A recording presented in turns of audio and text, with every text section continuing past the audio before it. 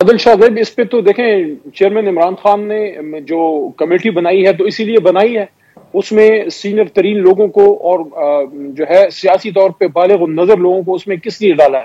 وہ اس لیے ڈالا ہے کہ مسائل کا ایک حل نکلے۔ پرویز خٹک صاحب سینئر ترین سیاستدان ہیں اور مسائل کو گفتگو سے حل کرنے کا جو ہے ان کو ان میں خاصا ہے، لیکن میں ایک اخلاقی جو کمائیگی ہے اور ایک اخلاقی دیوالیہ پن ہے اس ہمارے پورے ملک میں، کہ اس وقت آج کی حکومت صرف اس وجہ سے کہ عوام میں غیر مقبول ہے وہ آئین سے روگردانی کر رہی ہے۔ یعنی کہ یہ دن بھی اس قوم نے دیکھنا تھا کہ حکومت پاکستان آئین پہ عمل کرنے کے لیے جو ہے وہ تیار نہیں ہے، کیونکہ ان کو لگتا ہے کہ پنجاب اور خیبر پختونخوا میں عوام ان کو ووٹ نہیں کرے گی۔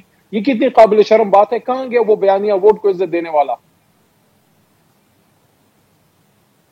علی محمد خان صاحب، وہ تو یہ کہہ رہے ہیں کہ ہمیں اس بینچ پر پہلے اعتراض ہے، 3 رکنی بینچ ہے اور پہلے سے بینچ بن گیا تھا اور پتہ لگ گیا تھا کہ 3-0 کا فیصلہ آنا ہے۔ شاپنگ کون سی بات ہے عادل شاہ صاحب؟ یہ کوئی آپ جو ہے کوئی سپر مارکیٹ میں جا کے اپنے لیے عید کی شاپنگ کر رہے ہیں؟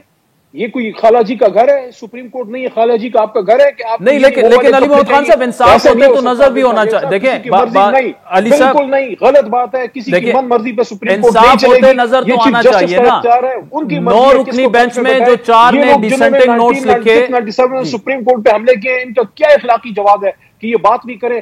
یہی سپریم کورٹ نے کیا ہمارے خلاف فیصلہ نہیں دیا تھا؟ آج جو یہ جس حکومت یہ جو بیٹھی ہے یہ سو موٹو کی طاقت سے بنے ہوئے فیصلے پہ نہیں بیٹھی، تب یہ سپریم کورٹ بڑی اچھی تھی اور اب خراب ہو گئی ہے، بالکل مذاق بنایا ہوا ہے۔ اور یہ وہ پیپر ٹائیگرز ہیں، یہ وہ سیاسی بونے ہیں جو اپنی قد سے بڑی کرسیوں پہ بیٹھے ہیں اور پاکستان کی سیاست اور آئین کا تیا پانچا کر رہے ہیں۔